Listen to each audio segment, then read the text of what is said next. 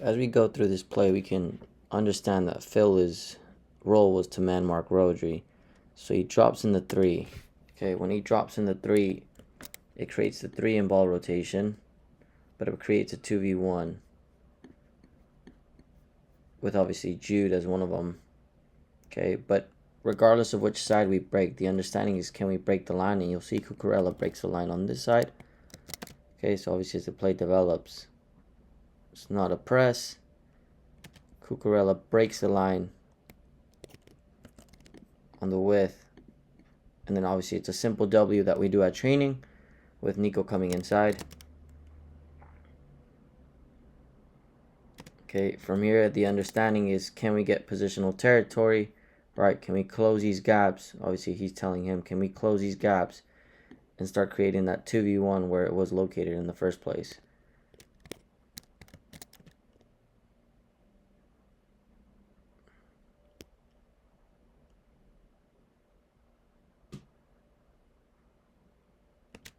Okay, because of this numerical advantage and the superiority of countering the counter and the possession, you have 1, 2, 3, 4, and obviously 5, 6 if you want to count Fabian. Okay, but they all have the ability to get the ball again, end the gaps, close the play, and restart again when the ball is kicked to them.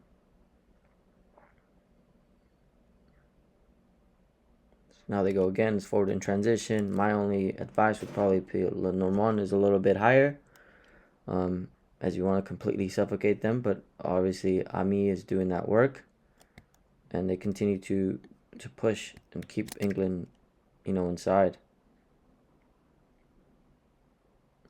And although a chance is not created, we see the understanding of why Rodri dropped. Okay, so we'll narrate as we go. Obviously, the recognition here is there's no 2v1. Kane tries to cut off the pass to the other center back. There's no 2v1 understanding. We can't use Rodri to bump inside. Okay, there's a risky pass. Can we do it? Yeah, back foot play out here, but it's not the safe one, right? There's no 2v1. The reference is here. Reference is here. None of them are breaking lines. Okay, so all they do is just restart, which is completely fine. Harry Kane slides. Okay, and what I want you to notice is Cucurella could have broken the line here with Saka, and Nico could have come inside. Okay, but the reason they don't go that high right now is because they're not going to get any territory in that half. It will only be about a mid-third territorial shape. So it's not going to really allow you to control the game final third and above. Okay, when we want to get these territory passes, we want to get final third and above. Can we break the line? Yes, right?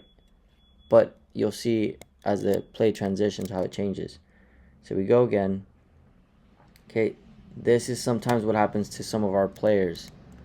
Okay, where we start dribbling to the width. The player, remember, they have an extra 3 players. Okay, so extra 2, sorry. So Carvajal, right, this being our wing back, whoever it may be, decides to pull. Okay, they don't go higher. They decide to pull because he's going to need help.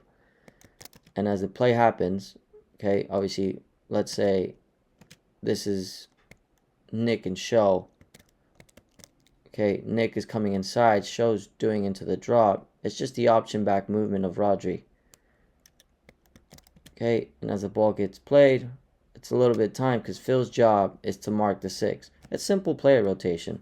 Okay, and then now where do we have a 2v1? Right, so we've shifted them to one side, but the 2v1 is now here. Okay, because as the ball travels, it's a lot quicker. The ball's always a lot quicker. So we find him, we find front foot, we accelerate the play. Cucurella decides to run into the neck. Okay, we obviously don't have that many players in ours, but we can still play with another holding attacking mid here. It's fine. He decides to run to the neck. Saka gets released, and then we break the line with Nico because Walker's either I go to the seam or I come into Nico, right? The goal is the most important, so the ball should go out wide.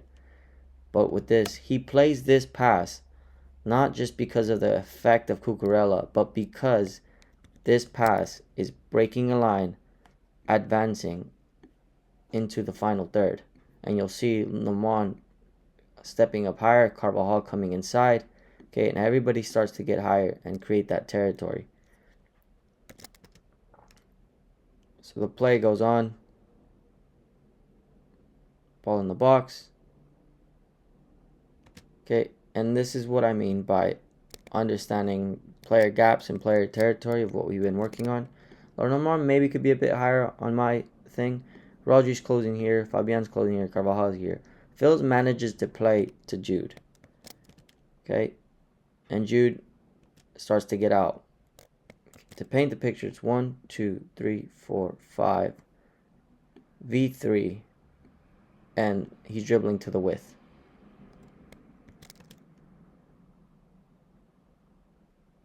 The point is, Jude has to run in order to get a chance on goal about 50, 60 yards. So does Kane, so does Phil, and the rest of the back line. There's such a big separation amongst the gaps. So it's the ball's played, then they just get control of it, right? And then England wins it, no problem. But it's just you get back to lines. Everyone gets their to rolls, and England's still recovering from defending so deep because of the territory that they lost. And we'll see England for a bit. Okay, we'll see the bumps, player individuality. Okay, being able to get out of there is based on talent. Okay, now obviously, why does Walker decide to run? Not just to create space for Saka, but there's a 2v1 understanding, right? It's him and Walker. And Nico also gets pulled as well. And it creates territory for England. But here's the difference. Goes, plays, good job. Good. Now England gets the corner. 2 in second wave. Obviously, this player doesn't come short for us as we don't have him. Then we have the runners. Okay, and then we obviously have the back, creating that numerical advantage in case the ball does get out. Okay, and lastly, I want you to see the press of Spain versus the press of England that we saw a couple minutes ago.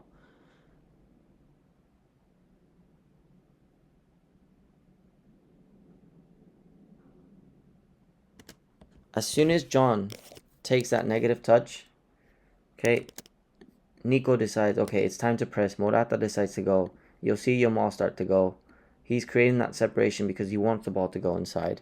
Okay, obviously John Stones hits the pass. Okay, but there's a difference in the reaction. Okay, it's a negative ball, right? Cucurella's a little bit behind in here for me, but he'll catch up. But now it forces them to go long.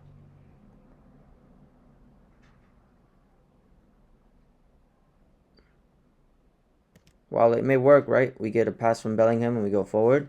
There's still a big separation in terms of numbers. Okay, Spain still has, they're going to get closer together, but they're creating their line. They have the 4, and then obviously he's dropping. But England doesn't have 2v1s in this scenario. They have man much. So everything's 1v1. This is going to be a perfect example of not closing gaps. England, for me, needs to understand that his role is to close his gap, right? If he gets the ball. While it's a 2v2 matchup, you also have him at the back, so it creates a 3v2 in defensive superiority. So you're fine in that sense, in my opinion. As this ball is lost, Declan decides to retract, okay? But the ball being played inside here allows Spain a breather and allows them to go, right? And instead of Spain closing those gaps, England, sorry, there's space in behind.